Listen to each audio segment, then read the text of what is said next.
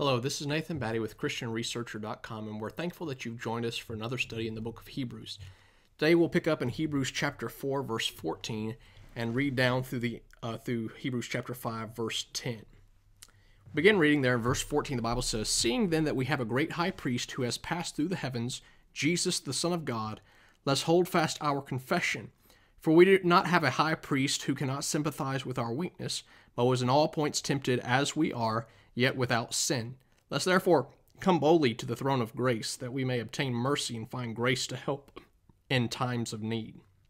For every high priest taken from among men is appointed for men in things pertaining to God, that he may offer both gifts and sacrifices for sin. He can have compassion on those who are ignorant and going astray, since he himself is also subject to weakness. Because of this, he is required, as for the people, so also for himself, to offer sacrifice for sins. And no man takes this honor to himself, but he was called by God, just as Aaron was. So also Christ did not glorify himself to become high priest, but it was he who said to him, 'You are my son, today I have begotten you.' As he also says in another place, 'You are a priest forever, according to the order of Melchizedek, who in the days of his flesh, when he had offered up prayers and supplication with vehement cries and tears to him who was able to save from death, and was heard because of his godly fear, though he was a son, yet he learned obedience by the things which he suffered. And having been perfected, he became the author of eternal salvation to all who obey him, called by God as high priest according to the order of Melchizedek, of whom we have much to say and hard to explain, since you have become dull of hearing." In Hebrews chapter 4, verse 14 down through verse 16, you have an introduction and a shift that is performed that brings us into chapter 5. Previous to these verses, Jesus has been referred to as the Son, and the sonship of Christ is what is being stressed, and now a shift is occurring from son to priest. There are three arguments that are set forth by the Hebrew writer at the end of chapter 4 to emphasize the shift from son to priest. Number one, he points out explicitly, we have a great high priest who has passed through the heavens, Jesus the Son of God. We do have a high priest, this Jesus who has ascended back into heaven. He is now there serving as priest. Argument number two, for we do not have a high priest who cannot sympathize with our weakness, but was in all points tempted as we are, yet without sin.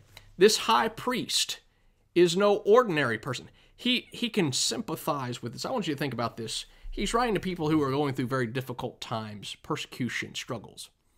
Are they having difficulty with the circumstances that they find themselves in? Their high priest found himself in similar circumstances. Are you afraid of being persecuted? Well, Jesus was persecuted just like you've been. Are you afraid of being arrested, maybe even put to death? Jesus can relate to you, for he has suffered in every single way, just like you, yet he did so without sin. In other words, he placed his focus upon God the Father and doing the will of the Father.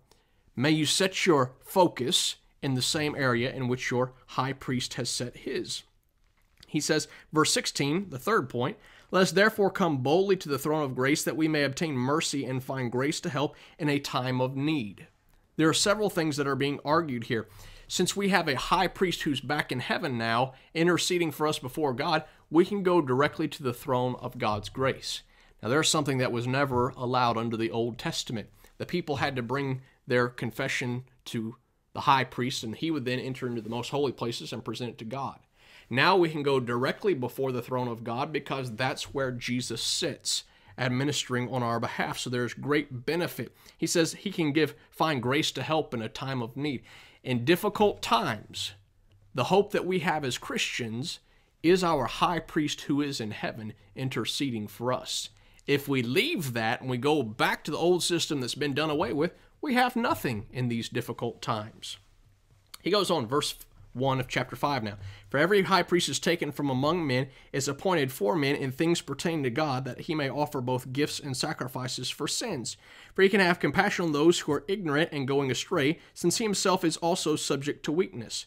Because of this, he is required, as for the people, so also for himself, to offer sacrifices for sins. And no man takes his honor on himself, but he who is called by God, just as Aaron was."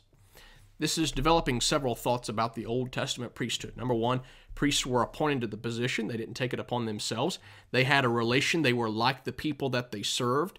They had weaknesses. They had difficulty. In fact, as high priests were offering sins for the people, they were also offering sins for themselves. Now I want you to notice an awesome thing in the construction of this passage. In verse 4, we'll kind of work from the middle and then work outward. In verse 4, you have the humility of the high priest that's under consideration. Then in verse 5 and 6, you have the humility of Christ that's under consideration. So there's a parallel that's going on in the structure there. You back up a couple verses. In verses 2 through 3, you have a discussion of how the high priest related to the people.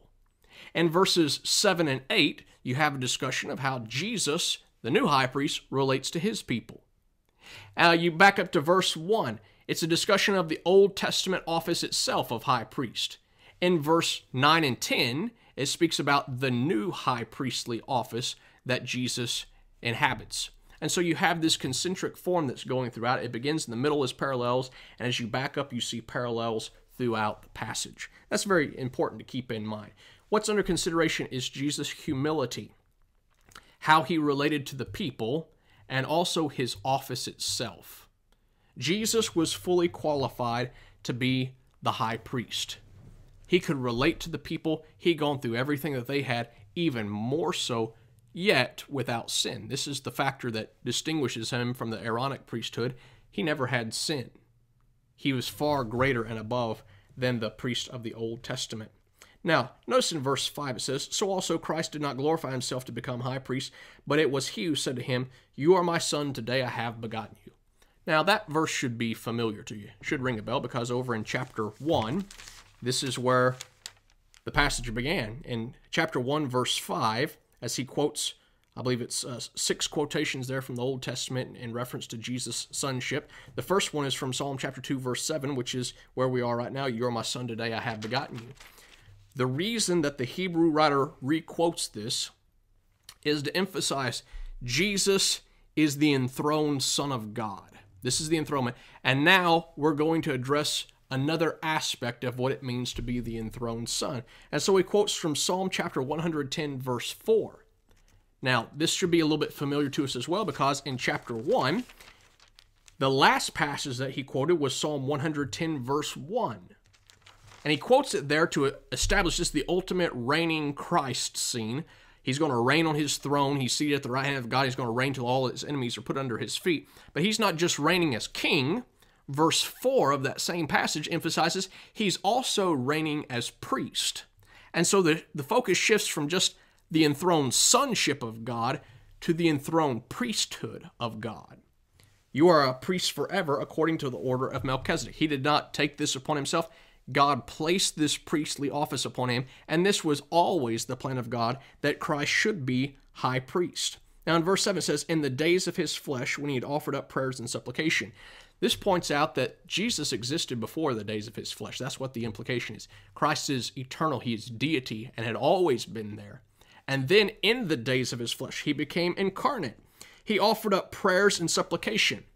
Rather than offering the animal sacrifices that the high priest offered, he is offering prayers and supplications. And the Bible says, with vehement cries and tears. In other words, his sacrifice of himself.